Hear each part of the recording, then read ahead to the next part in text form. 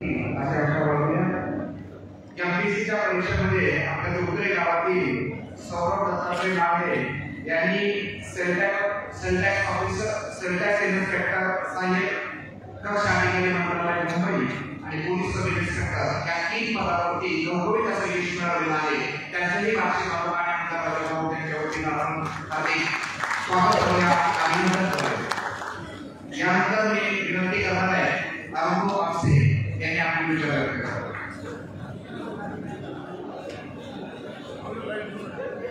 बंद करो ये केलं बंद करू ठीक आहे राहते काय असेल तर डिलीट मारू बरं ठीक आहे आजची कृषी उत्पन्न बाजार समितीच्या निवडणुकीच्या निमित्तानं उपस्थित बैठकीला हजर असणारे आपल्या सगळ्यांचे मार्गदर्शक माननीय राजेभाऊ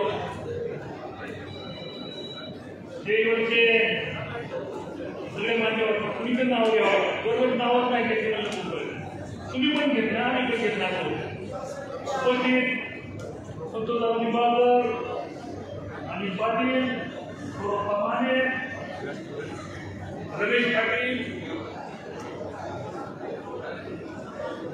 उपस्थित सर्व मान्यवर आणि समोर बसलेले सगळे सदस्य कंटाळा ऐकत नाही ना, नवीन माणसाला ऐकवतच नाही। असू द्या, वेळ भरपूर झालेला आहे, मी जास्त वेळ घेत नाही। मी या पार्टीत नवीनच आहे, मी काय प्रवेश केला नाही, पण असं मला कामाला लावलं। प्रवेश आमच्या मुलांनी केला आणि पुढं गाडी ओढून मी त्यांच्या मागे होतो। त्यामुळे मी आता राजेभाऊ राऊत यांचं काम होतो, पण मुला ते पत्र उघडलं नाही आणि घरी घालून ठेवलं तसंच आहे। त्यामुळं मी आता राजेभाऊ राऊत यांच्या पार्टीमध्ये काम करतोय। शेवटी हा जगन्नाथाचा रथ आहे, कोण मोठा कोण बारका नाही, सगळे हातभार लावा तर पाठी पुढे जातो। त्यामुळे इथं आलेली सगळी माणसं जवळपास 1,500-2,500 लोक हे सगळे 30 कार्यकर्ते आहेत। खालच्या गावातल्या झाडाझुंबी करून लपडी करून सगळं कसं कसं आपण कुणीपर्यंत आलेली माणसं, त्यामुळे इथं सांगायची गरज नाही। त्यामुळे या निवडणुकीत साधारण सगळी लोक बघितल्यानंतर इथं आरती पार्टी विरोधातही दिसतील, सगळ्या आरती पार्ट्या त्यांच्याबरोबर आहेत, कसं काय करायचं सांगा। त्यामुळं मनगिरी मालकाने सगळं सांगितल्यामुळे मला काय बोलायला शिल्लक राहील। ही निवडणूक शेवटी निवडणूक असते, पण एक गोष्ट आवडली मला, राजभाऊ काय हवे राहणार माणूस नाही मला लक्षात आलं, कारण जेवढी माणसं होती त्या सोसायटीच्या सगळ्या संचालकाला स्वतः बोलली। उगाच गप्पा हाणताय मागं काय आहे त्यांना माहिती आहे, ती म्हणत आहे, पण त्याच्या कॉम्प्युटरमध्ये डाटा फिट झाला, किती माणसं आपल्या बरोबर आहेत, किती मानणार आहेत, किती नाही, ते चांगलं आहे। म्हणजे मला काही सांगायची गरज पडली नाही, त्यामुळे त्याला माहिती आहे किती माणसं आपल्या बरोबर आहेत, आम्ही काय सगळीच आपल्या बरोबर म्हणतो, काय उपयोग आहे? त्याला माहिती आहे किती माणसं आपल्या बरोबर आहेत आणि तुम्हाला माहिती आहे काय परिस्थिती आहे। पण निवडणुकीच्या पद्धतीने केली पाहिजे म्हणून ते वातावरण त्यांनी केलं, समक्ष बोलले लोकांशी। आज सगळ्याला जाणार पुढं आहे का नाही ते नंतरचा भाग, पण आज कधीही निवडणूक लागली नियमाप्रमाणे या 4 दिवसात निवडणूक लागली पाहिजे। माझ्या माहितीप्रमाणे 21 तारखेला मतदाराच्या फायनल झाल्या की 10 ते 14 दिवसात निवडणूक लागली पाहिजे असा कायदा सांगतो, नियम आहे। पण शेवटी शासन आपल्या झाले, राजाबरोबर जे सांगतील त्या पद्धतीने होईल, पण आपण ती तयारीत असावं म्हणून आपण या ठिकाणी बोलवलं। गेल्या वेळेस बोलवलं जेवण नव्हतं, त्यावेळेस जेवण आहे, जेवण करून माणसं निवांत बसले, जीव पैशाची म्हणजे मुर्गाची मला म्हणते, पण तुम्हाला जेवण आहे, ठीक आहे, लग्नाचं जेवण नाही, त्यांनी ठेवलेलं जेवण आहे, आनंदाने जेवायचं आहे, एका टिप्पणीचा काही विषय नाही, सगळी माणसं आपल्यावर असल्या आपण कशा ठिकाणी टिप्पणी करायची, पण माणसं लय बनलेलं आहे बरं का, लय बनलेलं आहे। मला 2-3 माणसं भेटली, कसं काय भाऊ काय चाललं तुझी का, इकडं मी उमेदवार आहे कुणीकडे, तिकडे मला मागणी तिकडे मला मागणी, म्हणजे भाई आम्हाला माहिती नाही काय मोठा माणूस तुमची असू शकते नाही कशाला म्हणायचं. पूर्वी वाईटपणा घ्यायचा मला नाद होता, पण मला उशिरा लक्षात वाईटपणा घेऊन उपयोग नाही. आता वाईटपणा घ्यायला भरपूर माणसं आहे. माणसं कमी होती वाईटपणा मला घ्यावं लागायचं.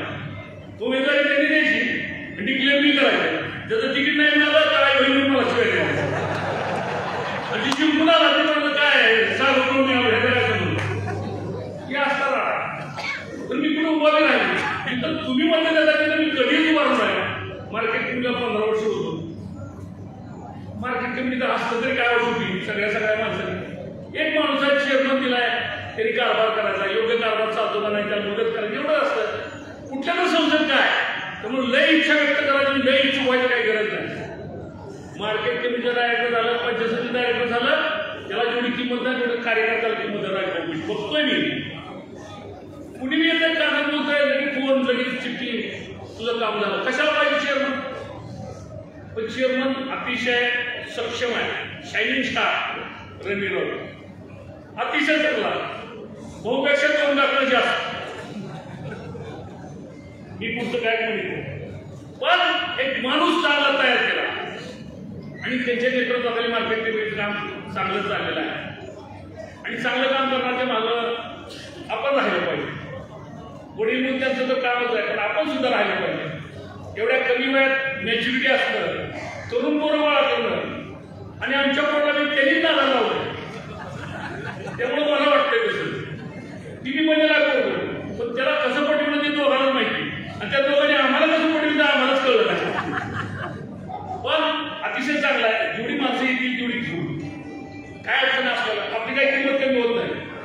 आपण सदस्य नसलो, डायरेक्टर नसलो, इथं काही फरक नाही. सब मोरे वाढवायचे. राजभवन कधी विचारत नाही तू गावचा सरपंच आहे का, तू चेअरमन आहे का, मेंबर आहे का, काहीच नाही. मग जायचं कशासाठी? कामासाठी ना. काम कुणालाही फुल आहे. त्यामुळं माझी सगळ्या इच्छुकाला विनंती आहे, बाबा गायकवाड सगळ्याला इच्छुकातून एकच नाव घेते त्यांच्यासाठी सगळ्याला विनंती आहे. आपण स्वतःहून कुणीही इच्छा व्यक्त करू नका. त्यांना जे वाटतंय ते उमेदवार द्या. तुम्ही दिल त्या उमेदवार निवडण्याची आमची जबाबदारी. यावेळी बाजार समिती 18-0 केल्याशिवाय राहत नाही एवढा विश्वास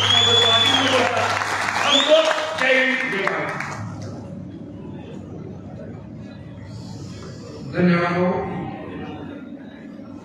बार्शी तालुक्यातील निर्ले गावचे विद्यार्थ्यांनी पूनम योगेश शिंदे यांनीही एमपीएससीच्या परीक्षेमध्ये पीएसआय पदावरती यश मिळवलेलं आहे. त्याबद्दल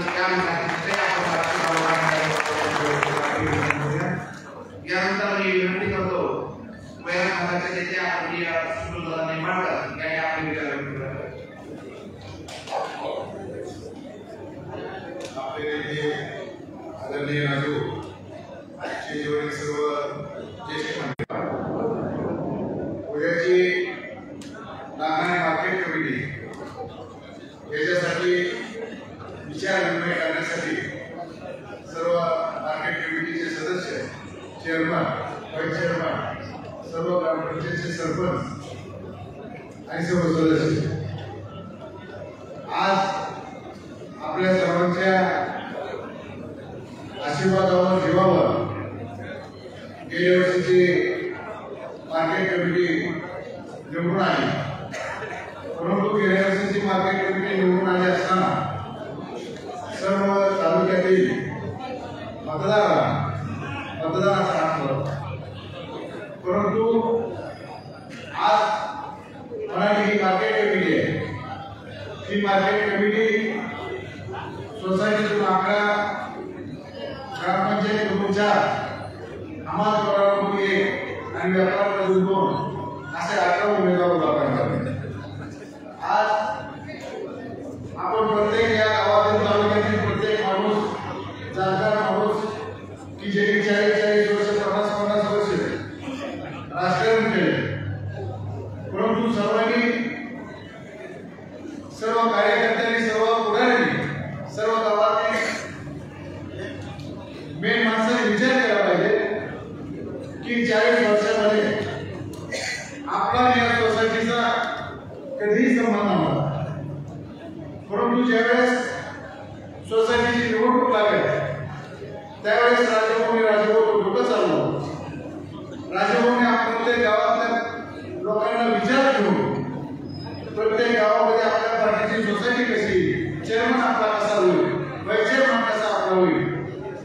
विचार केला आणि राजकोटी सहकार्य केलं, राजकोटी रोड चालवलं.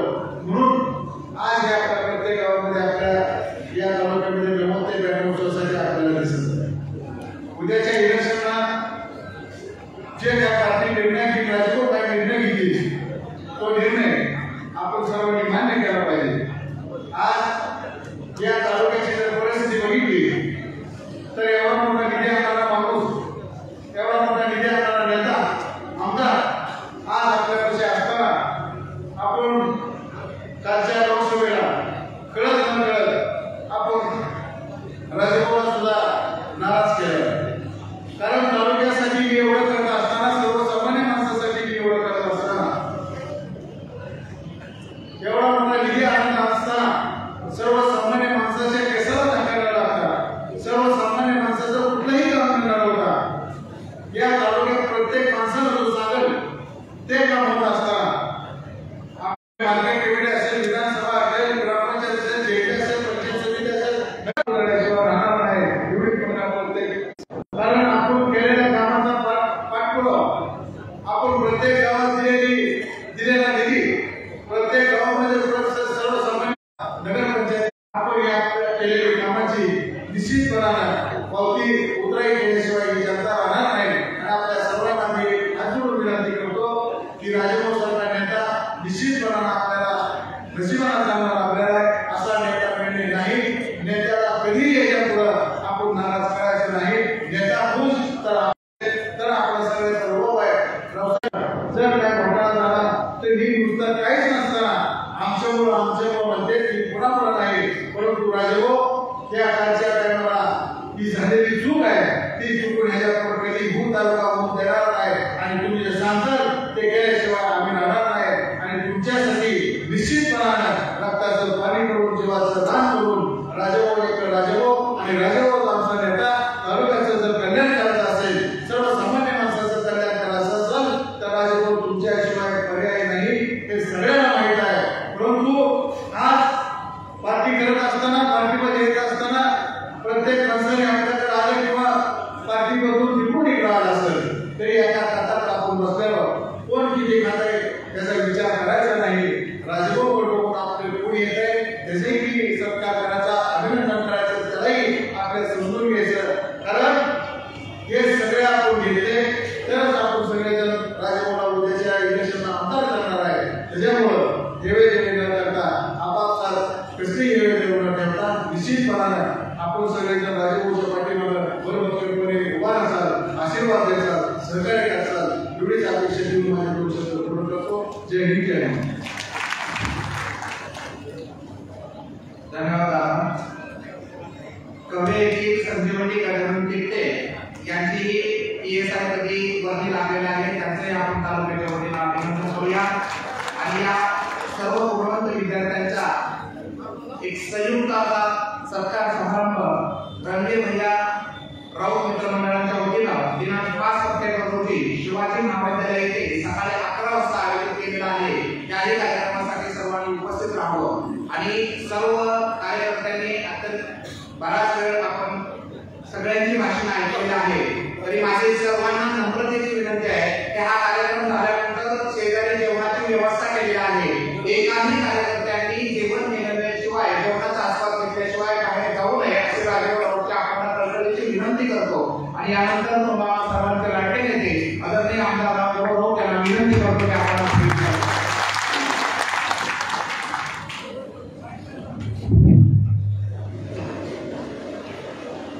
आज या ठिकाणी आपल्या सर्वच वडीलधारी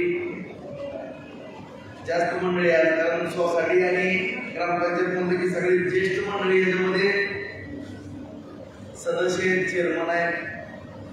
त्याचबरोबर ग्रामपंचायतचे सगळे सरपंच, सदस्य सगळे उपस्थित व्यासपीठावरती सन्माननीय आपले मार्गदर्शक ज्येष्ठ मंडळी आणि प्रमुख गावातले पदाधिकारी या सगळ्यांचीच आपण ग्रामीण भागातल्या या ठिकाणी बैठक आयोजित केलेली पाहतो. आणि आजच्या बैठकीच्या सुरुवातीलाच आपल्या सर्वांचे मार्गदर्शक ज्यांनी आयुष्य कामगार शेतकरी आणि ज्यांचं जीवन संघर्षमय असं केलं अशा आपल्या आदरणीय नानांना पुण्यतिथीच्या निमित्तानं सुरुवातीला अभिवादन करतो. आणि आज या ठिकाणी बैठकीच्या मार्गदर्शनाची सुरुवात करू. आज या ठिकाणी असंख्य वेळेस बांधवांना आपले मार्गदर्शन झाले, बैठका झालेली आहेत, हजारोंच्या मोठमोठ्या सभा झालेल्या आहेत. परंतु आजची जी बैठक होती ती थोडी वेगळी बैठक असं म्हणायला या ठिकाणी काय हरकत नाही. कारण बाजार समितीच्या निवडणुकीच्या निमित्तानं तर आपण या ठिकाणी एकत्रित जमलेलो आहोत. कारण आता सगळीच वयस्कर मंडळी ह्याच्यामध्ये जास्त आहे, तरुणांची जरा संख्या थोडी कमी आहे. मी मला सांगितलं की सगळे आपल्या सोसायटीचे सगळे डायरेक्टर चेअरमन जास्त करून या ठिकाणी उपस्थित आहेत, ग्रामपंचायतचे सगळे सदस्य आणि आपले प्रमुख गावातील 2-5 कार्यकर्ते, नंतर आपली व्यापारी मतदारसंघाची आणि हमाल कोलार मतदारसंघाची पण बैठक होईल आणि शहराची पण बैठक होणार आहे. येणाऱ्या 4-5 दिवसामध्ये ती बैठक आपण आयोजित करू.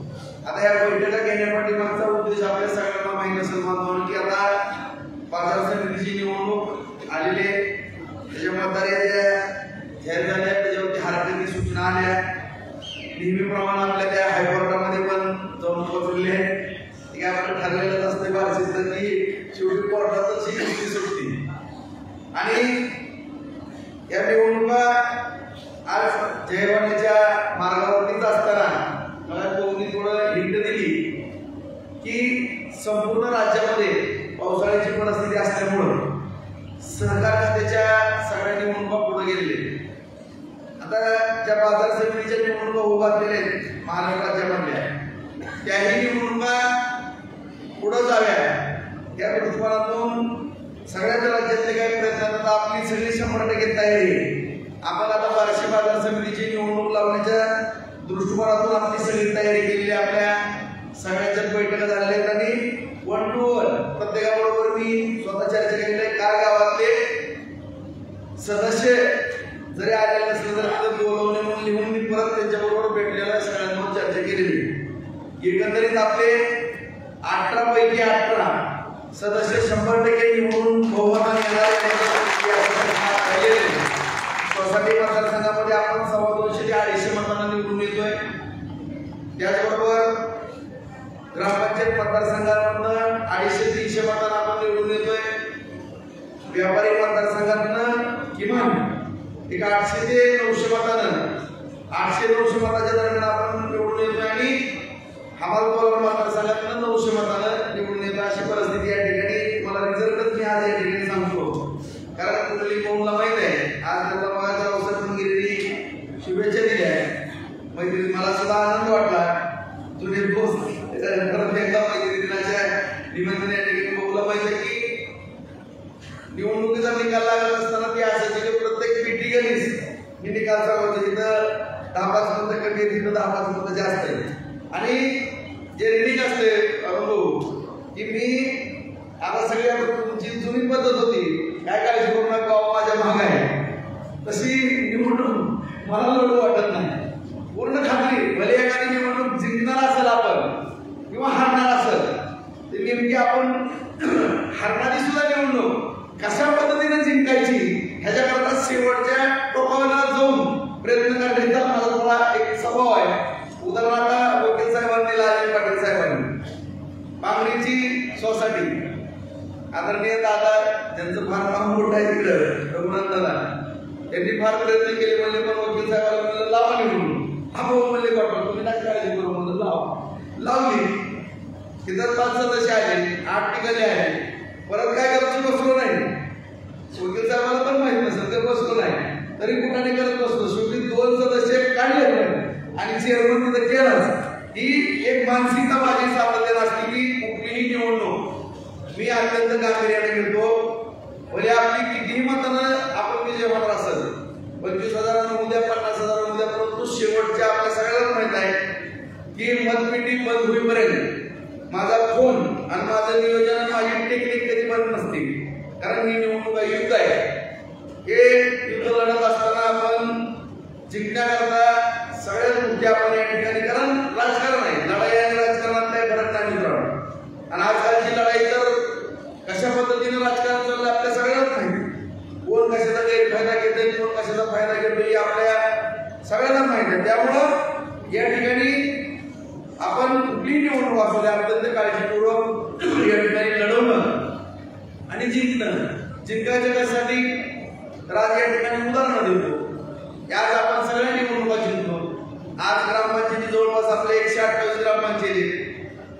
आज तालुक्यामध्ये 128 ग्रामपंचायती असताना जवळपास किमान 95च्या पुढे ग्रामपंचायती आपले.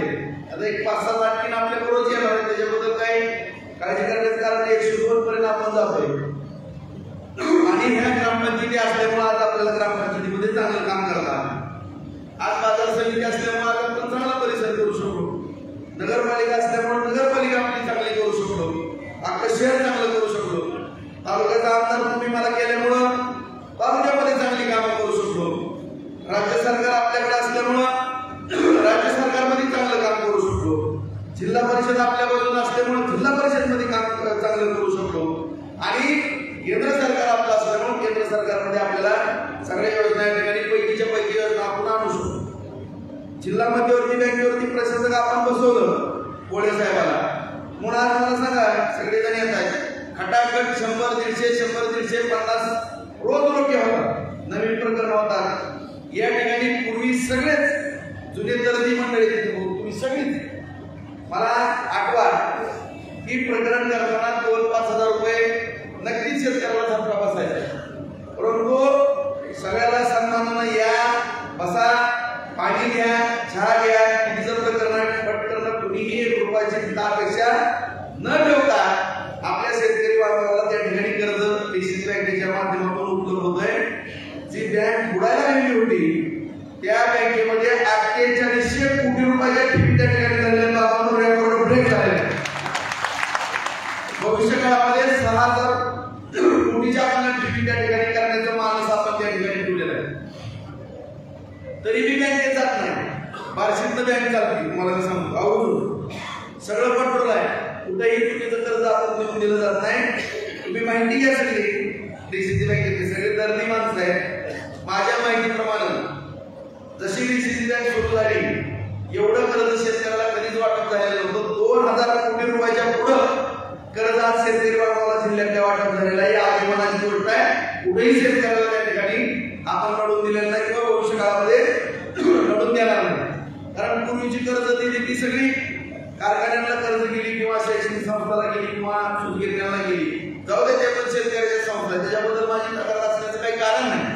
परंतु चुकीच्या पद्धतीने त्या ठिकाणी चाललं आणि त्या सुद्धा शेतीमालावरती प्रक्रिया करणाऱ्या संस्था आहेत. त्या सुद्धा चांगल्या पाहिजे. विरोधकाच्या जरी असल्या तरी त्या चांगल्या चालाव्या आणि शेतकऱ्याच्या कच्च्या मालाला भाव मिळावा ह्या मार्गाचंही मी सहमत आहे. परंतु कारभार चुकीचा झाला त्यामुळे शेतकऱ्याची त्या ठिकाणी अडचण होत होती. त्या ठिकाणी आता चांगल्या पद्धतीने म्हणजे सांगायचं तात्पर्य की सत्ता असल्यानंतर आपल्याला सगळं सुविधा होते आणि काम करण्यामध्ये आनंद मिळतो आणि लोकांची कामं ठिकाणी शेवटी राजकारणाचा अर्थच काय ज्या सत्ता आणि सत्तेच्या माध्यमातून लोकांची सेवा करणं. त्या पद्धतीने आपण बार्शीमध्ये काम करत आलेलो आहे. आज बाजार समितीच्या बाबतीमध्ये सुद्धा निश्चितपणाने जोपर्यंत निवडणूक कुठलेही सरकार निर्णय देत नाही पुढे ढकलली तोपर्यंत आपण कुणीही घाबरत राहू नका. आपली निवडणुकीची प्रक्रिया बार्शी तालुका कृषी उत्पन्न बाजार समितीची सुरू झाली आणि आपण युद्धाचा पवित्रा घेतलाय. त्या पद्धतीने आपण या निवडणुकीला सामोरं जाण्याची सगळीजण तयारी किंवा या ठिकाणी कुठल्याही परिस्थितीमध्ये आपण कुठली काळजी करायचं काही कारण नाही. कारण आणखीनही जे मतदार आहेत तुम्हाला पण माहित आहे की आणखीनही आपण कमीत कमी 100 ते 150 सोसायटीतून मतं तिकडे काढणार आहोत आणि ग्रामपंचायतीची कमीत कमी 70 ते 100 मतं तिकडे काढणार आहे. अशा पद्धतीचं जे काही प्लॅनिंग असतंय ते प्लॅनिंग मी करून ठेवलेलं आहे.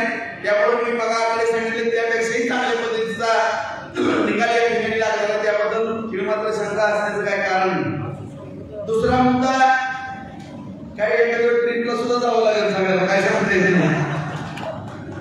ट्रिपला सुद्धा काही लक्झरी देव करून येऊ, काय अडचण नाही, निवडणूक आहे.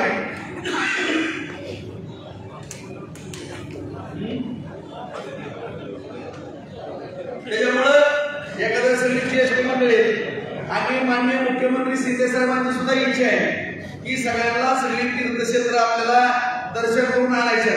सरकारने निर्णय घ्यायच्या अगोदर मीच एक ट्रिप करून आणतो सगळ्यांना करून आणतो.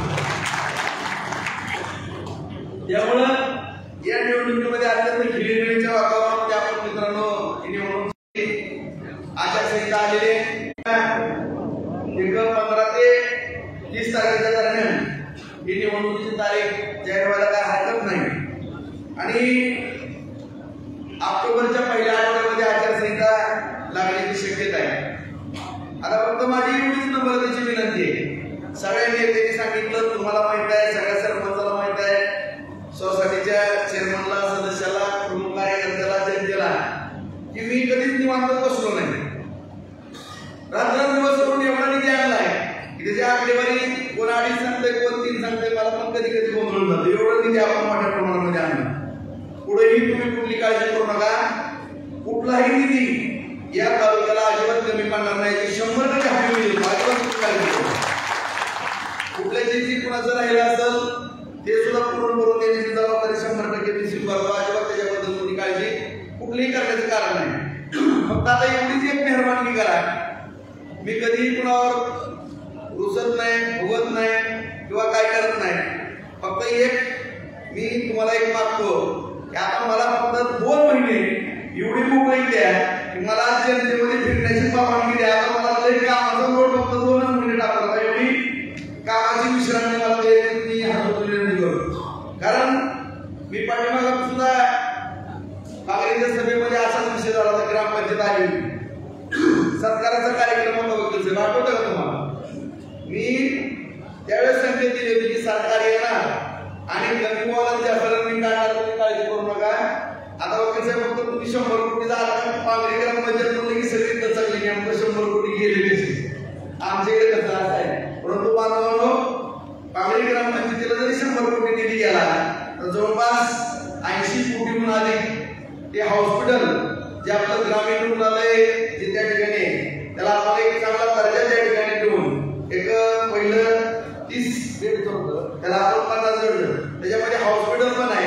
हे पांगरी आणि पांगरी परिसरातील एक 50 गावांना सगळ्या आपल्या ग्रामीण भागाला हॉस्पिटलचा चांगला वापर होणार आहे आणि त्याच्या आकड्यामुळं असं होणे त्याच्यात आपण हॉस्पिटल पण त्या ठिकाणी मोठं त्या ठिकाणी पांगरीमध्ये करतोय, त्याची मंजुरी मिळालेली आहे. वैरागच्या हॉस्पिटलला मंजुरी मिळाली, तेही करतोय आपण. आता दुसरा मुद्दा वैराग परिसरातला, तो एक मुद्दा राहिलेला आहे निवडणुकीमध्ये. मी सातत्यानं म्हणत होतो की आपल्याला ही जी जागा आहे कारखान्याची ती आपल्याला MIDCला द्यायची, त्याची बैठक आता झालेली आहे. तुम्हाला पण सांगितलेलं आहे, बैठकीचं पण मी ही निवडणूक दिलेलं होतं.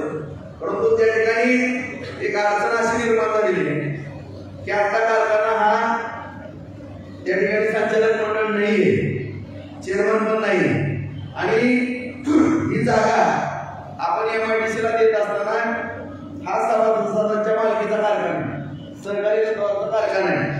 त्यामुळं आपल्याला त्या साखर कारखान्याची सुद्धा आता बंद जरी पडलेला असेल तर त्याची सुद्धा निवडणूक लावावं लागणार आहे. ते निवडणूक लावून, कारण आता बबनदादा राजे मालक आपल्या बाजूने आहेत, त्यावेळेस जरा थोडा घोटाळा झाला होता, आमच्या बाजूने नसल्यामुळे आम्ही 1000 मतांना पॅनल पडलो. त्याची निवडणूक लावून ती निवडणूक आपल्याला जिंकायची, जिंकतोय आपण, त्याच्यामध्ये काय अडचण नाही आणि त्याचा एक ठराव लागणार आपल्याला की ही जागा MIDCला द्या. आणि त्यावेळेस आपण वैराग भागातली बैठक घेऊन तो सहकारी तत्वावर करायचा का खाजगी तत्वावरती कोणाला भाड्याला द्यायचं, ही सगळ्या सभासदाची, सगळ्या सभासद मालकाची परवानगी घेऊनच त्या कारखान्याच्या बाबतीमध्ये निर्णय होईल. त्याच्याबद्दल कुठली अडचण असणार नाही. कारखाना पण एका बाजूला राहील आणि एका बाजूला MIDC पण एका बाजूला राहणार आहे. त्याच्यामुळे थोडा वेळ जरी लागत असला तरी काही कायदेशीर अडचण येईल. कारण आता जर लिक्विडेटरने ठराव करून दिला किंवा पत्र दिलं तर उद्या एक सभासद जरी कोर्टात गेला तरी ती जागा MIDCला देता येणार नाही. अशा पद्धतीची अडचण त्या दिवशी अधिकाऱ्यांनी त्या ठिकाणी सांगितली आणि कायदेशीर अडचण की न्यायविधी खात्याकडे तो विषय पाठवून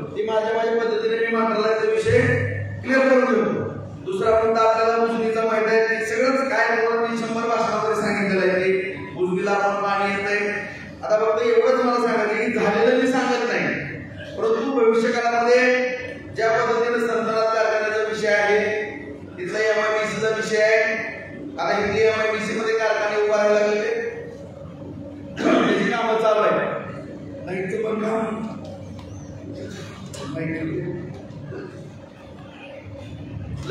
काम तिथलं चालू आहे. 600 एकरची MIDC होती ती 135 एकर जमीन आपल्याला त्या ठिकाणी मिळालेली आहे. बाकी सगळ्या शेतकऱ्यांचा विरोध आहे, त्यामुळे आपल्याला 135 एकरच्या वरती ती जमीन मिळणार नाही. त्यामुळे आपण उपळाई भागामध्ये वगैरे सगळ्या शेतकऱ्यांची बैठक घेऊन त्या ठिकाणी MIDC आणखी एकाने बाहेर आहे अशा MIDCचं एक प्लॅनिंग आहे. नवीन गोष्टी फक्त सांगतो. आता दुसरा मुद्दा आणखी एक आहे की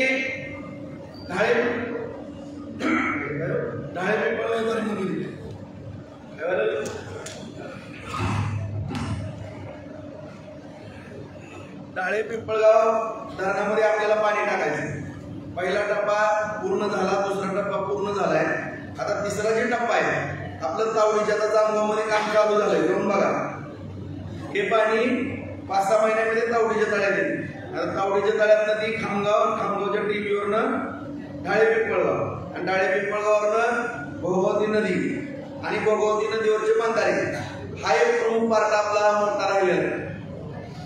त्याला एक आता नशिबानं विधानसभेच्या आत मंजुरी मिळाली तर चांगलं, कागदपत्राची पूर्तता मी करतोय, पाठपुरावा करतोय, त्याचा अत्यंत जलद गतीने करतोय. तो एक महत्वाचा मुद्दा आपला राहिलेला आहे. बोराड्यावरचे जे बंधारे त्या बंधाऱ्याचं पण काम जर नशिबानं या 10-15 दिवसात महिन्यात साथ मिळाली तर ते पण काम होईल.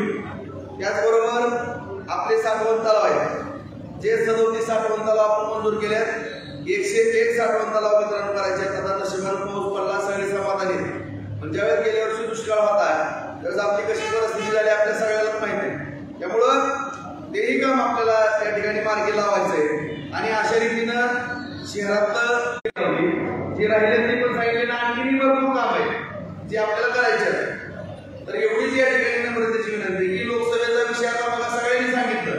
आता एवढीच नम्रतेची हात जोडून विनंती करतो तुम्हाला सगळ्यांना, तुम्ही ज्येष्ठ मंडळी तुमचं पोरं ऐकत असतात, पोरांना पण मी गावागावामध्ये येऊन सांगतो. तो आणखीन एक 15 दिवसांना महिन्यानं सगळ्याची एक बैठक मोठी घेऊ. सगळेच मराठा आरक्षण, कांदा, सोयाबीन, तिकडे विदर्भात कापूस. आता तुम्ही सांगा, सोयाबीनला 5,000 रुपयाचा अनुदान डिक्लेअर केला आपल्या मार्केट कमिटीमध्ये, झालं ते मिळाले 4 पैसे. दुधाला 5 रुपये होते, आता 2 रुपये आणखी वाढवले, 7 रुपयाप्रमाणे अनुदान मिळणार आहे. त्याची कारण पण सांगतो मी तुम्हाला, गैरसमज करून घेत जाऊ नका, कारण पण सांगतो. कांद्याच्या बाबतीमध्ये निर्यात बंद झाली, 350 रुपयाचा निर्णय घेतलाय, ते सुद्धा प्रक्रिया चालू आहे. त्याचे सुद्धा 350 रुपये पर क्विंटल प्रमाण पैसे आपण आणून घेऊ. तुम्हाला युरोमोजकचे सर्वे केला होता, त्याच्यात बसताना बापू ते परत दुष्काळामध्ये बसवलं आणि 62 कोटी 51 लाख रुपये या ठिकाणी 62 कोटी 51 लाख रुपये आपल्या सगळ्या शेतकऱ्यांना गेल्या आठवड्यामध्ये मंजूर केले. ते आता त्या 10-15 दिवसामध्ये सगळे पैसे पडणार. जवळपास 422 कोटी रुपये या 5 वर्षामध्ये आपण वेगवेगळ्या ह्याच्यात शेतकऱ्यांना मदत करण्याचं काम केलं. माझ्या माहितीप्रमाणे तुम्ही कुठं जरी महाराष्ट्रामध्ये विचारलं तरी एवढा आता कुठल्या तालुक्यामध्ये निघणार नाही. तो एक मुद्दा झाला. राहिलेले मुद्दे आणि खरा जो कळीचा मुद्दा झाला तो आरक्षणाचा. मी पाठीमागे पण भाषणामध्ये सांगितलं की कधीच वातावरण असं नसायचं या महाराष्ट्र राज्यामध्ये. मराठा समाज एका बाजूला, ओबीसी समाज एका बाजूला, दलित समाज एका बाजूला. आणखीनही माझी हात जोडून सगळ्याला विनंती आहे, जे कायद्यानं ज्या शासन स्तरावरती सगळे प्रयत्न करत असतात, जे काय व्हायचं ते होणार आहे, ज्या काय गोष्टी निकाली लागतात ते लागणार आहेत. परंतु बार्शी तालुक्याचं 25-30 वर्षाची वाटोळ झालेलं आहे, त्याच्यामध्ये आपण सुधारणा करण्याचा फार प्रामाणिकपणाचा प्रयत्न करतो. बघा, रावसाहेब मालकांनी सांगितलं की माझ्या बाबतीमध्ये काय काय घडलं, मी थोडं बोलत होतो एखादा क्रेडिट विषय. पण आरक्षणाचा जो मुद्दा आहे मित्रांनो, तुम्ही मला या ठिकाणी सगळेजण सगळे बसलाय. आता काल जरंगे दादाकडे मी गेलो, बरोबर आहे, सगळ्यांनी बघितलं टीव्हीला. आता प्रत्येक मुद्द्याचं मी उत्तर देऊ शकतो त्यांना सुद्धा, परंतु त्यांच्याबरोबर माझं काही ना काही गैरसमज होतील म्हणून मी थोडं काही गोष्टी थांबलो कारण माझा इगो किंवा माझा मान अपमान मोठा नाही, पण माझा कुठल्या समाजाची भावना दुखवणार नाही याच्याकडे माझा निश्चित मनाला कल असतो. आता मला एवढंच विचारला मी प्रश्न, आणखी पण मी परत गेल्यानंतर विचारणार आहे, जे विरोधी पक्ष आता आपल्या इकडे खासदार म्हणून निवडून गेले, असे कितीतरी खासदार निवडून गेले किंवा उद्धव साहेबांची शिवसेना आहे, पवार साहेबांचं राष्ट्रवादी आहे आणि काँग्रेस पक्ष आहे. मी आता तुम्हाला जाहीर सांगतो, या ठिकाणी आम्ही ओबीसीना आरक्षण द्यायला तयार आहे म्हणून असं लिहून घेऊ द्या, मी तिघांकडनं मी लिहून आणतो यांचं कसं आणायचं ती माझी जबाबदारी आहे. परत तिथं विचारलं गेलं की म्हणले सरकार कोण आहे, सरकारनं ते आरक्षण द्यायला पाहिजे, बरोबर आहे. परंतु ठीक आहे आम्ही 5 वर्ष सरकारमधनं घरी बसू, ठीक आहे घरी बसवा, काय अडचण नाही, ज्याला काय विरोध करायचा त्याला काय आवश्यक, कोण विरोध करायला तर त्याचा तुम्हीच मार्ग नाही. परंतु ज्या लोकांनी लोकसभेमध्ये दिशाभूल करून मतं घेतली किंवा तरुणांच्या डोक्यामध्ये थोडा एक प्रभाव असा टाकला की सरकार आरक्षणाला विरोध करते, काही नाही मित्रांनो, सरकारला सगळे कुटुंब म्हणून सगळ्या जाती सांभाळायच्या असतात. कुठल्याही एका जातीवरती प्रेम आणि एका जातीवरती अन्याय जर केला तर देशामध्ये अराजकता माजल आणि त्या ठिकाणी देश पारतंत्र्यात जाईल. ही सोपी गोष्ट नसते कुठलीच. देश विचार करतो म्हणजे शेवटच्या घटकापर्यंत देशाच्या पंतप्रधानाला किंवा संसदेला विचार करावा आणि विरोधी पक्षाचं कामच असतं चकवाची करायचं. मी आज या ठिकाणी तुमच्या सगळ्यांच्या साक्षीनं जाहीर सांगतो की शरद पवार साहेब, उद्धव साहेब, मी कधी कोणाला आलेल्या कधी बोलणार नाही, बोलायचा पण प्रश्न नाही. काँग्रेस नाना पटोले त्याचे प्रमुख आहे. या ठिकाणी महाविकास आघाडीनं भविष्य काळामध्ये निवडणूक लढवताना किंवा त्यांच्या उमेदवारांनी त्यांच्या जाहीरनाम्यामध्ये असं स्पष्ट द्यावं की आमचं सरकार आल्यानंतर मराठा समाजाला आम्ही 100% ओबीसीना आरक्षण देतो. ठीक आहे, मी निवांत बसतो, मी जरा 5 वर्ष माझी घरची कामं करतो, मला पण जरा घरच्या कामाला अर्धाच काम करतो. देणारच कधी तसा जाहीरनामा करणार का पवार साहेब? तुम्ही सगळे बसलेले सांगा, थोडी ज्येष्ठ मंडळी हे म्हणतात की आज जरांगे दादा तर म्हणले तुम्ही सरकार आहे, तुम्ही आरक्षण देण्याची जबाबदारी तुमच्यावरती. ठीक आहे बाबा, आम्ही तर अडचण मान्य केली, मी तर कालच म्हणलं कुठे आहे, बरोबर. तर उद्या आता मला रावसाहेबांनी सांगितलं की मराठा आरक्षणाचा विषय दिला की पावसाळ्यात मुस्लिम दलित आणि मी काय समाजाचा विषय काढला.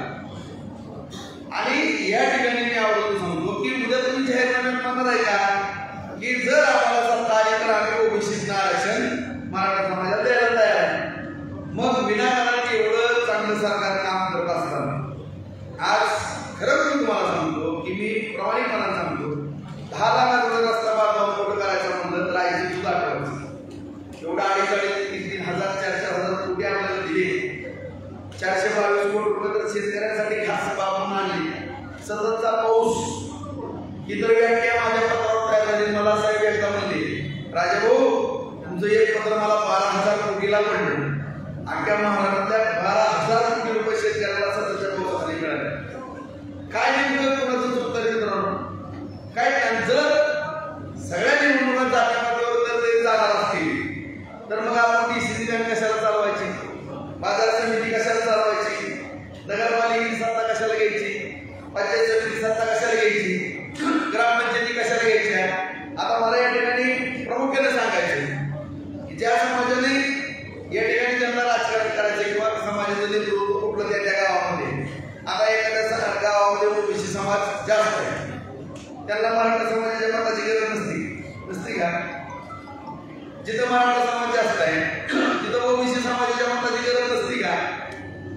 आज काय झालंय, नगरपालिका झालेली नाही, पंचायत समितीचं निवडणुका झालेलं आहे, जिल्हा परिषदेचे झालेले नाही किंवा ग्रामपंचायती झालेले नाही. पुढं सगळ्यांना लक्षात येणार आहे की नेमकं ह्याचे परिणाम काय त्याच्यामुळं आज जरी लोकसभेला काही घटना घडलेली असतील मित्रांनो थोडं डोक्यातनं काढून टाका ही आरक्षणाची जी लढाई आहे आताची नाही 40 वर्षापासूनची आहे 40 वर्ष लढाई त्याच्यातनं काही ना काही मार्ग निघत गेलेले आता कोणीतनं काय दाखवले आता सगळे सोयरेचं काय GR काढला त्याला हरकत यायला त्याच्यावर सरकारचं काम चालू आहे त्याच्यावर काही ना काही सरकार सगळे ओबीसीचे नेते मराठीचे नेते किंवा सरकारपासून त्याच्यावर निर्णय घेऊन ही सरकारचं काम आहे सरकार थोडंच असं जर घडणाचं कृत्य सरकारकडनं होत असतं किंवा करावं अजिबात नाही सरकारला सगळ्या प्रॉपर्टीची सगळ्या जनतेच्या जीवाची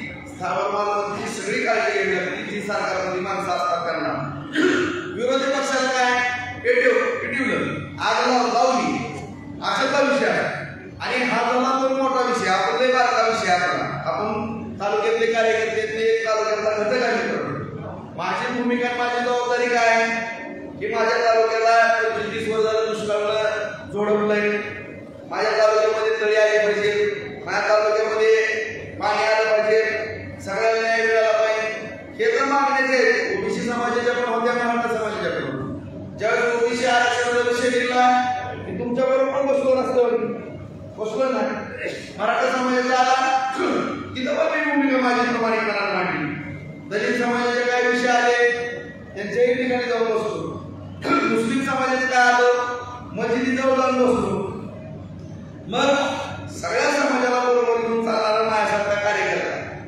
मला किती वेदना झाल्या की एका विषयासाठी जर 55,000चा धक्का मला बसत असेल त्याच्यापेक्षा वाईट दिवस माझ्या जीवनात मी कुठलाच बघितला नाही माझं आणि माझ्या लक्षात आलं नाही माझ्या लक्षात आलं सगळेजण राजकीय विधानसभेपेक्षा लय पळायला लागले म्हणत होते सगळेजण माझ्या लक्षात आलो सगळ्यांचे चेहरे किंवा नाराजी ही सगळी माझ्या लक्षात आली होती जी मायनस कसं जाणार हे सुद्धा माझ्या लक्षात आलं होतं तरी सुद्धा मी मागा म्हणल्यासारखं शेवटच्या 5 वाजेपर्यंत मी झुंजत होतो की बाबा आपला तालुका महिन्यात गेला तितका गेला आणि थोडं सगळीकडे झाल्यामुळं माझी बातमी मी वाचली नाहीतर एक जर तालुका असा झाला असता तर मी खरं सांगतो तुम्हाला मी राजकीय संन्यास घेतला असतो इमानदारी सांगतो की जर कुठली चूक नसेल किंवा कुठलं माझ्याकडनं पातळी उलटी झालेली नसेल किंवा पास झालेली नसेल आणि मला जर एवढा सांभाळा मिळत असेल तर ती राजकारण न केलेलं बरं नाही त्याच्यामुळं मला एवढंच या ठिकाणी सांगायचं मित्रांनो की नवी जुनी कुणाचं काय काही लोक जाऊ आपल्या कुणाला जर मनामध्ये काही शंका वाटली काही वाटू दे तुम्हाला काय वाटत आहे की भाऊ तुम्हाला कोणी आठवलं का कुठला सरपंच माझ्याकडे यावं असं लिखित आहे का आहे का सांगा तुम्ही सगळी कुठल्या गावातल्या कुठल्याला घेऊन ये म्हणलं का सांग आम जनतेला शेवटच्या माणसाला मी भेटल्याशिवाय त्याचा ऐकल्याशिवाय त्याचा फोन केल्याशिवाय मी गावाच्या बाहेर सुद्धा जात नाही सकाळी 6:00 सव्वा 6 वाजता माझा फोन चालू होतो रात्री 10 10:30 11 फक्त 10:30 सायलेंटवर टाकून झोपलो की मग मी 5:30 उठतो तुम्हाला एक फोन टाळत नाही बिगरवडकीचा पण विचार कुठं जर लय गडबड व्हायला गेली तर माझं एखादं मिटिंग आल्यानंतर दुसऱ्या दिवशी फोन कुठला फोन टाळत नाही पोलीस स्टेशनला कुठला अडचण देत नाही बँकेत कुठली अडचण देत नाही ग्रामपंचायतीमध्ये कुठली अडचण कोणाला येऊन दिलेली नाही सोसायटीमध्ये कुठली अडचण येऊन देणार नाही नगरपालिकेत नाही पंचायत समिती नाही जिल्हा परिषद नाही सरकारकडे नाही केंद्र सरकारकडे नाही कुठली अडचण तुम्हाला आली मला सांगा आली का तुम्हाला सगळ्यालाच वाटतंय भोसलेचा वाद आल्यानंतर मी माझ्या कुटुंबात आलो एखाद्या वयस्कर माणसाला वाटतं मी माझ्या मुलाला सांगायला आलो तरुणाला वाटतं मी माझ्या सख्या भावाकडे आलो लहानाला वाटतंय मी माझ्या एखाद्या चुलत्याकडे आलो काकाकडे आलो ही क्रेज निर्माण केली तुम्हाला समजा ही क्रेज निर्माण केली हक्कानं प्रत्येक माणूस धरते नोवी करा ती करा रोडवर पण वाटतं मला भाऊ इकडे फोन करा तरी काय वाटलं नाही पण हे जे चाललंय ते कुठल्या कुणाच्या प्रपंचासाठी चाललेलं नाही मित्रांनो म्हणजे या जणाचं कुणाचं लय भलं व्हावं आणि कुणाचं वाट व्हावं सगळ्यात तालुक्याचं चांगलं व्हावं तालुका हिरवागार व्हावा तालुक्यात उद्योगधंदे व्हावी आणि ह्या दृष्टिकोनातून आपण प्रयत्न करतो आणि ह्या करता मी एकटा धरून उपयोगच नाही काय मी मी एक मताचा मालक. डॉक्टर बाबासाहेब आंबेडकरांनी जी घटना लिहिली त्यात एकच मत आहे. आम्हाला पण एकच मत आहे, तुम्हाला पण एक, मला पण एक मत आहे. तुम्ही सगळेजण जर माझ्याबरोबर असताल तर मी काय करू शकत नाही. मी एकटा काय करणार, काहीच करू शकत नाही. त्याकरता तुम्हाला माझी नम्रतेची विनंती आहे, जर तुम्हाला वाटत असेल सगळ्याला की माझ्याकडनं दुर्लक्ष होते काय होते, येऊन भेटा ना. मला एक डिसेंबर आहे भाऊ, आम्हाला तुम्हाला बोलायचं, कुणालाही अधिकार आहे मला बोलायचं. मी कुणाचंही कारण ऐकून घेणार, त्याच्यावरती मार्ग काढणार आणि अडचणींचा असेल सरळ सांगणार की बाबा हे होत नाही, थोडं समजून घे. मी त्याला दुसरं एखादं काम सांग, दुसऱ्या कामात मदत करेन. आता बँकेच्या बाबतीमध्ये सुद्धा अण्णासाहेब महात्मा पाटील महामंडळाचा विषय आहे, महात्मा ज्योतींचा विषय आहे, समाज कल्याणाचा विषय आहे. कोण नोकरीत जावा, कोण उद्योगात जावा, कोण व्यवसाय करा, काय करायचं करा. मी आहे ना तुम्हाला, किती म्हणतात असू द्या, मला मी कंटाळत नाही. कसलं पण काम मी मी कामाला अजिबात थकत नाही, काय नाही. किती जरी काम आली तरी मला कधी कंटाळा आलेला नाही मित्रांनो. उलट मला जेवढं जास्त काम करेल तेवढा आनंद मिळतो. आणि एवढं करून जर आणखी कुणाच्या नाराजी असेल तरी पण सांगा नेमकं कुठल्या पदाधिकारी आहेत तोपर्यंत कुणाच्या मध्यस्थीने मला काम सांगू नका. हा, ज्याला सांगायचंय, ज्याला वाटतंय की नाही झालं मी जबाबदार नाही, पण तुमचं तुम्ही कुणाला ज्या अडचणी वाटतात जे बोलायला काय लाज आहे मला बोलायला, लाज काय मला सांगा. राजभाऊ मला असं असं वाटतंय, मला हे तुम्हाला बोलायचं, बोल ना, मी चिडतच नाही, कुणाला जो आपल्याला बोलत नाही, कुणाबद्दल काय माझ्या मनात कधी राहणार पण नाही. तुम्ही मला बोला ना, हो असा असा विषय, असा अशा याच्याबद्दल माझी तक्रार आहे, ह्या माणसाने मला असं केलंय. आता कुठं ना काय किशोर हनुमान गेले वाड्यावर वारे म्हणते, तुम्हाला गावात कोण जर खोड्या करणार आणि त्यांनी पुढे गेली म्हणून माझा कार्यक्रम करणार, हे कुठल्या तत्वावर बसतंय की नाही तत्वावर बसणार बरं का. माझ्याकडून नाही प्रजा, मला जर कोणी काय कुठं नाही केला, उपद्रव केला, मला येऊन सांगा ना, मी त्याच्यात दुरुस्ती करा, काय मार्ग काढायचा काढणार आहे. पण विनाकारण माझ्यावरती नुसण्याचा कोणालाही कुठला काढायचा अधिकार नाही. जर मला काम सांगितलं त्याचं उत्तर मी व्यवस्थित देऊ शकलो नाही किंवा मी त्याच्यामध्ये मदत करू शकलो नाही, 100% तुम्ही माझ्या विरोधात जावा किंवा माझ्या विरोधात तेवढा अधिकार तुम्हाला तुमच्या लोकशाहीने किंवा तत्वाला दिलेला आहे. परंतु मला न सांगताच कुणी जर रुसत असेल किंवा काय करत असेल, तो एक मुद्दा डोक्यातनं काढून टाका. काय खुलासे होणं या ठिकाणी अत्यंत गरजेचं आहे. आता राहता राहिला दुसरा मुद्दा बघा, रावसाहेब मार्गाने एक वस्तू जी सांगितली 2014 भयानक काळ किंवा 14च्या अगोदर जर काय लय चांगला काळ होता असं नाही. ज्यांची पुण्यतिथी आज आहे, आदरणीय नानांनी निवडणुका लढवल्या, कशा लढवल्या, काय केल्या, काय ऐकायचो, काय ठेवायचो, काय झालं काय माहिती. परंतु मी आणखी माझ्या पदाधिकाऱ्याला आवर्जून सांगतो की काय काय गावामध्ये किंवा काय काय ठिकाणी काय घटना घडतात किंवा कसं आपल्या कार्यकर्त्यांना भरवलं जातं, त्याचा सुद्धा मी खुलासा या ठिकाणी करतो. तुम्ही जरी मला कोण बोलत नसलं तरी माझ्यासमोर काय गोष्टी येतात की एवढा 3000 कोटीचा निधी आला, 3000 कोटी 5% मुलांना 100 कोटी रुपये मिळाले का बाबा. हा मुलांनी घर निर्माण मला मिळलं नाही. माझ्यावरती 65 कोटीचं कर्ज आहे मित्रांनो, याचा मिळला तुम्हाला घेतलेलं. आमच्या संजूरावरती 5 कोटीचं कर्ज आहे आणि नानावरती जवळपास 25-27 कोटीचं कर्ज आहे. कमीत कमी माझ्या परिवारावरती 97 ते 98 कोटीचं आजपर्यंतचं कर्ज आहे आणि ह्या कर्जात ते सगळे आम्ही व्यवसाय करतो. तुम्हाला जर पाहिजे असेल तर माझ्या खिशामध्ये कायमस्वरूपी माझ्या आवक जावकची यादी असते. कधी पण मला रोडवर पण विचारा तुमची फायनान्शियल परिस्थिती काय, मी समोर देतो. आता काय झालं, माझ्या प्रॉपर्टी दिसतात, आता माझा धंदाच केली ना आणि आपली पार्टी जीवन कशावर राहिली बाजूला. या जागा घेतल्या, जमिनी घेतल्या, त्याची प्लॉटिंग केली, त्याच्यातून पैसे मिळवलं तर म्हणून आपली पार्टी राहिली आणि आता मी कुणाच्या तिथं जनावर राखायला राहिला असतो ना. मीटिंग हिंदू बरोबर असतो का मी हाल्या करत गेलो असतो मी कुठून माहिती आहे. पार्टी टिकली कशामुळे, बँकेचं कर्ज घेतो, जागा घेतो, प्लॉटिंग करतो आणि प्लॉटिंग करून आपण 4 पैसे मिळवतो, खर्च करतो.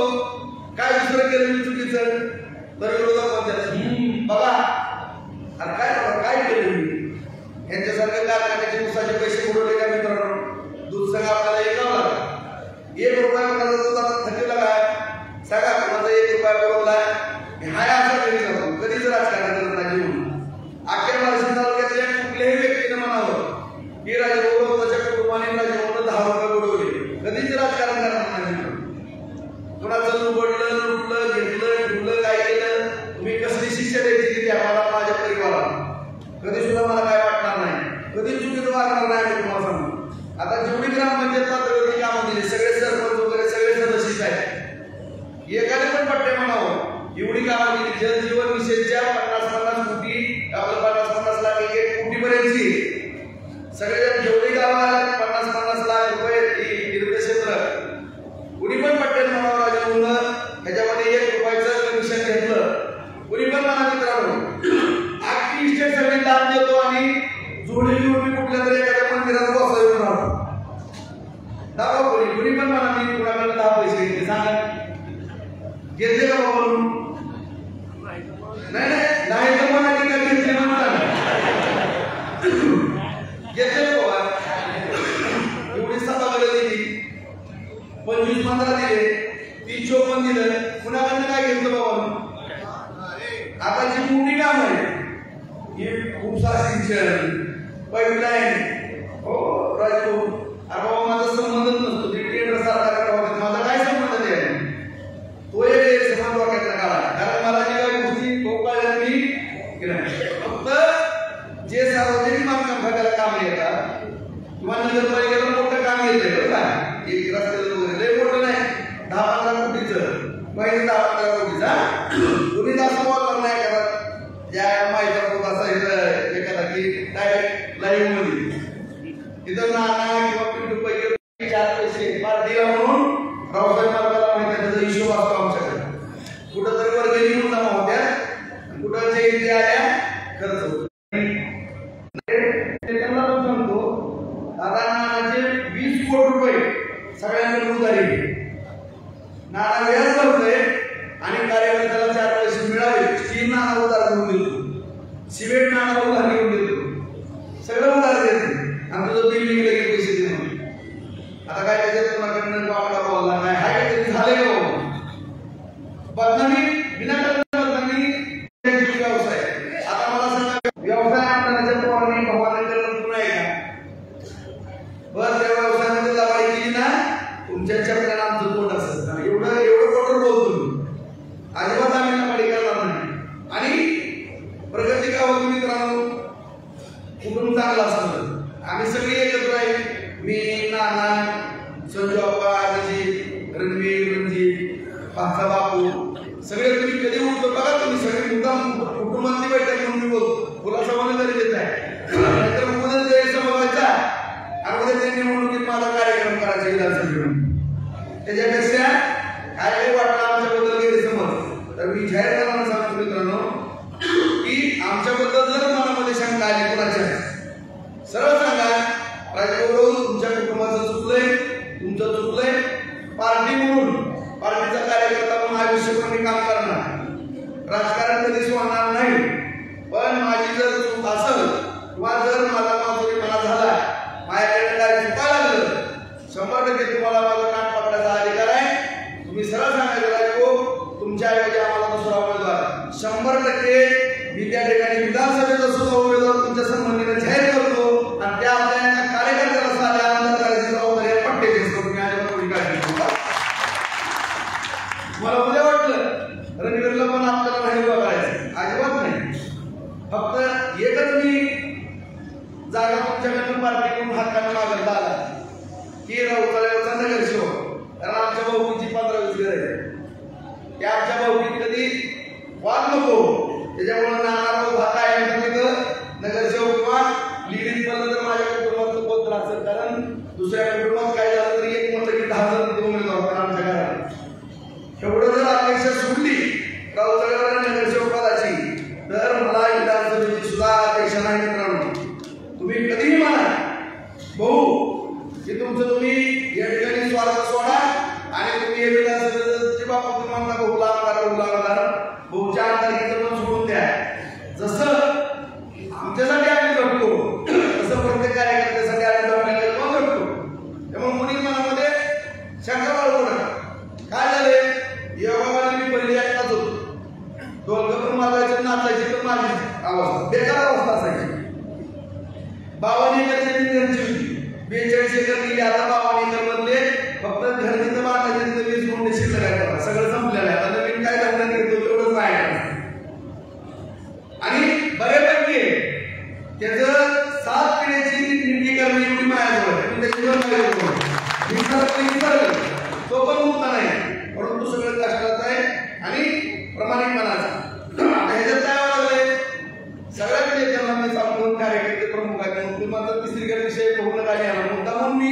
मार्क्स काढला, माझ्या पोराला हॉटेलमध्ये सुद्धा नाश्त्याला परवानगी दिली. तुम्ही विचार बघा, दिसली का पोरं?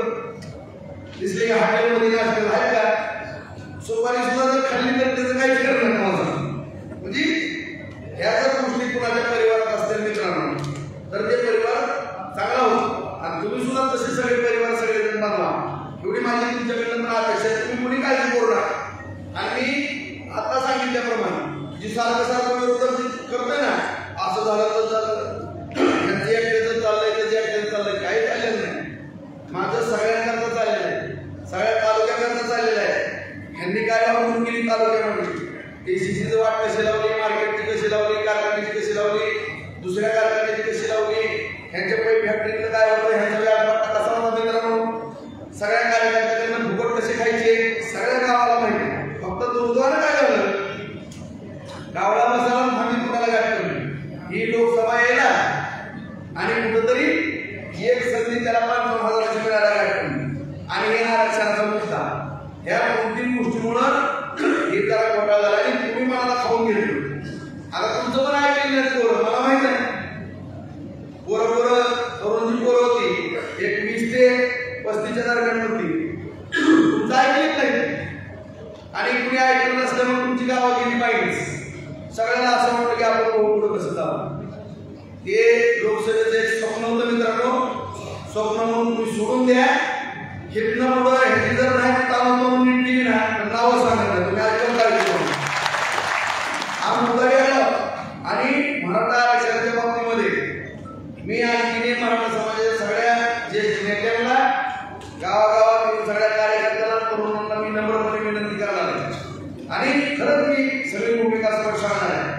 नाहीतर कुठं गोडं पेट खातंय, काय काय होतंय, या सगळ्या गोष्टी माझ्यासारख्या कार्यकर्त्याचे कोण नाही येणार आहेत मित्रांनो. आणि ज्या दिवशी तुम्हाला मी एक आवाहन सांगतो, ज्या दिवशी मराठा आरक्षणाचा विषय बार्शीमध्ये छाडला जाईल किंवा त्याचा गैरफायदा तुम्ही घेण्याचा प्रयत्न करल, त्या दिवशी मात्र आरक्षणाची जी भूमिका आहे किंवा आरक्षणाचे जे मुद्दे आहेत ते मुद्दे माझ्या तोंडातून बाहेर यायला चालू होते. आणि त्यावेळेस फक्त तुमच्याकडे एक परवानगी मागण्याचा तर आणखी महिनाभर वेळ आहे. त्यावेळेस मात्र तुम्ही आमच्या दारात जरी उपोषणाला बसला तो सगळ्यांना माफी मागून सांगतो दारा. ज्यावेळेस आरक्षणाचा मुद्दा ह्या बार्शीमध्ये छडल किंवा त्या आरक्षणाच्या नतीतनं कोण तीर मारण मला मराठा समाज म्हणून किंवा मराठा समाजाचा गैरफायदा घ्यायचा प्रयत्न कोणी जर करल, त्या दिवशी माझी उमेदवारी असणार आहे. त्यावेळेस आपल्या एका सिंगल कुठल्या तरी कार्यकर्त्याची उमेदवारी असेल आणि आरक्षणाच्या नावाखाली कोण कोण पोळी भाजून घेतय त्यांची तर दिल्याशिवाय राजावर राहणार नाही. एवढं आणि हा काय विषय बार्शी पुरता नाही, हा महाराष्ट्रापुरता विषय मित्रांनो. कारण तुम्हाला पण माहित आहे की मी जर एकदा कुठलं पाऊल उचललं किंवा काय केलं, कारण या ठिकाणी स्पष्टपणे भूमिका मी 1 महिन्यानं किंवा 15 दिवसांनी मांडणार आहे. कोण कशा पद्धतीने कशी नावलगी करते, कोण कोणाला कशा काटक्या करते. आपण काय तुम्ही थोडं आहे का? जवळपास वयाच्या 15 वर्षापासून मी राजकारण करतो. मी काय येणार आहे का? 40 वर्ष झाले राजकारणामध्ये आणि 11 वर्ष मराठा महासंघाचा झेंडा माझ्या ह्याच्यावर होता, ज्यांचा कोणाचा काय नव्हतं पण. आणि या बार्शीमध्ये काय बोलवलंय काय नाही माझे मला माहिती. कधी कधी जीव घ्यायला, कधी इस्टेट घेतली, सगळंच केलं. आणि तेव्हापासून मी काम करतो ना, आताच शिकवायला लागले. बार्शी तर काय नवीनच तयार झालं काय काय झालं.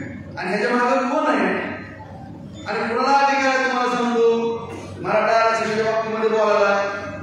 अरे तुम्ही कुणाचं नेतृत्व मान्य करून काय करताय किंवा कुठल्या माणसाने कसं ज्या पद्धतीने राज्यामध्ये विष काढलं गेलं तसं बार्शीमध्ये विष काढलं जातं जातीमध्ये. आणि ह्या गोष्टीकडे जरा थोडं आपल्या तरुण पिढीला समजून सांगा. आणि मी मगाची जी मुद्दे बोलतोय ना फक्त व्यवस्थित डोक्यात ठेवा. ही नाराजी काय अडचण आली डायरेक्ट भेटा किंवा काय करा. आणि जेव्हा शेवटच्या टायमाला आरक्षणाचा मुद्दा ही चिघळणार आहे तुम्हाला सांगतो 2 महिन्यात शेवटच्या विधानसभा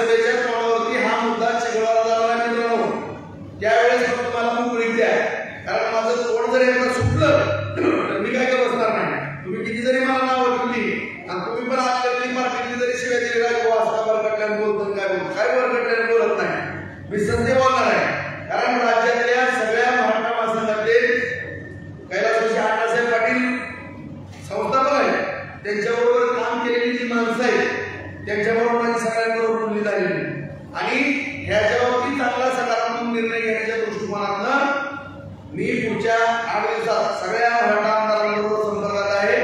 त्याच्या पुढच्या आठवड्यात आम्ही मराठा आमदारांची बैठक त्या ठिकाणी शिंदे साहेबांची, भाजपचे आणि अजितदादा या तिन्ही गटाचे आमदार आणि आघाडीतल्या कुठल्या आमदाराला एक असला आमच्या बरोबर आणि खऱ्या अर्थानं कायदेशीर जी चर्चा ती करायला आम्ही तयार आहे. आणि मी तुम्हाला शब्द देतो की ज्या ठिकाणी मी काम करतो तिथल्या सगळ्या नेत्याला मी बांधून घेतलेला आहे. कायदेशीर मुद्दा जो आहे, कायद्याच्या चौकटीत जे टिकणारा विषय आहे कोर्टात, त्याच्यासाठी मला काय पण करायचं सांगा. मी जर मागे पडलो किंवा खात्याला जरी मागे पडलो तर मी मनात निषेध देतो. परंतु विनाकारण काही टिकणाऱ्या गोष्टी नाहीत. याचं गोष्टी कोणी पण काय करा म्हटलं तर ह्याच्यात पण काही अर्थ नाही. त्याच्यामुळं आपल्या तालुक्याच्या राजकारणात तिसरीकडे भरभरून देऊ नका. ह्याला लक्षात मला काय म्हणायचं, तिसरीकडे भरभरून देऊ नका. बराच वेळ झाला मला पूर्ण जाणे, तुम्हाला पण भूका लागली, मला पण आडीचं काही भीक झालेलं आहे. परंतु हा विषय अत्यंत महत्वाचा होता. निमित्त होतं बाजार समितीच्या निवडणुकीचं, परंतु विधानसभेची पण जाहीर झाला होती. भविष्यामध्ये आपण आणखी 15 दिवसांनी एखादी बैठक घेऊ, त्याच्यानंतर एक 15 दिवसांनी बैठक घेऊ. आणि मी मला सांगितल्याप्रमाणे माझा पुढच्या 2-4 दिवसात सगळा तालुका आयोजित करतो. सगळ्या गावामध्ये बैठका घेणार आहे. रोज 3-4 गावं घेणार आहे. त्या ठिकाणी आपल्या सगळ्याच पदाधिकारी कार्यकर्ते उपस्थित राहावं. मराठा तरुणाला पण त्या ठिकाणी मला समजून सांगायचंय. आणि अशा रीतीनं फक्त एखादं दुसरं आता काम राहिलं काय आचारसंहितेमध्ये 2 महिन्यात लागणार आहे. एखादं राहिलं गेलं तर मला थोडं सांभाळून घ्या. तुमचं जे राहिलेलं काम आहे त्याच्यात दुप्पट कामं करण्याची जबाबदारी एक आचारसंहिता संपल्यानंतर माझी असं. त्याच्यामुळे कामाबद्दल आता तुम्ही रुसू नका. आणि व्यक्तिगत जर कोणाचं काय अडचणीचा मुद्दा असेल तर मला इंडिव्हिज्युअल स्वतःला व्यक्तिगत भेटा आणि त्याचं काय असेल ते निरसन करा. एवढीच या बैठकीच्या निमित्तानं नम्रतेची विनंती करतो. सगळ्यांनी शांत मस्त मध्ये जेवण करून मी पण इथं तुमच्याबरोबर जेवणार आहे. आणि 1-2 तास इथं तुमच्यावर